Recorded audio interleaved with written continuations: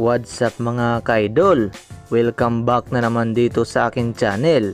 Pag-usapan natin ngayon ang mga bagong update dito sa Barangay Ginebra. Naghanda na nga ang Barangay Ginebra sa paparating na quarterfinals kontra ang Verge Final Xer. Sa darating nga na Biyernes ay magsisimula ang bakbakan ng Barangay Ginebra kontra ang Converge Fiverr Xer quarterfinal, pero sa ngayon pinaghandaan ng Barangay Ginebra yung frontcourt duo ng Converge na si Justin Arana at Justin Baltasar. At ayon pa kay Coach Tim ay hindi daw basta-basta itong dalawang player na itong si Balti at Arana, dahil kaya daw itong sumabay sa bilis ng laro. At sabi pa nitong si Coach Tim Kun, isang mapanganib na formula yan na kailangan nilang tutukan.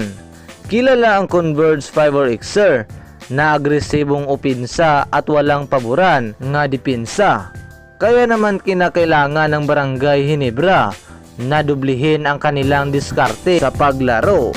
Pero lamang naman ang Ginebra pagdating sa playoff experience, dahil napakarami na nga lang playoff series na naitawid at pabalik-balik na nga sila sa PBA Finals. Kaya naman hindi na bago sa Barangay Ginebra ang pressure ng series, dahil normal lang daw sa kanila.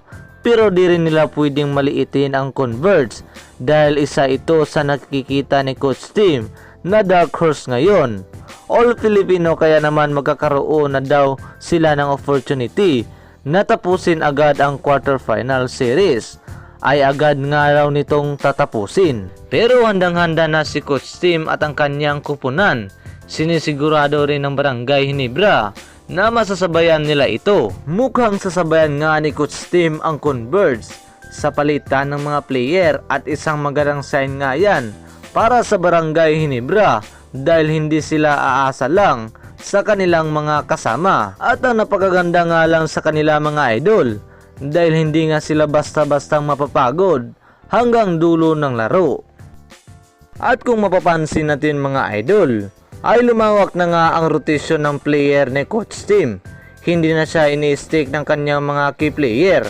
Big example na lang itong si Jason David na coming from the bench dahil sa napakalaki ng impact na nagagawa niya sa kanyang kupunan. Nandyan nga rin itong si RJ Abarientos na mas masasabi nating nangunguna sa mga bench player. Nandyan rin si Ben Tamos, Ralco, kaya naman maniniwala ako mga idol na kakayanin ng Barangay Ginebra na sumabay sa malawak na player ang rotasyon ng Converge, dahil yun ang pinaghandaan ng Ginebra, lalong-lalo na itong si Coach Tim Kun at ang buong conference. Kaya naman naniniwala ako mga idol na kakayanin ito ng Ginebra. At ito na lamang ating update mga kaibigan. Maraming salamat sa inyong panonood.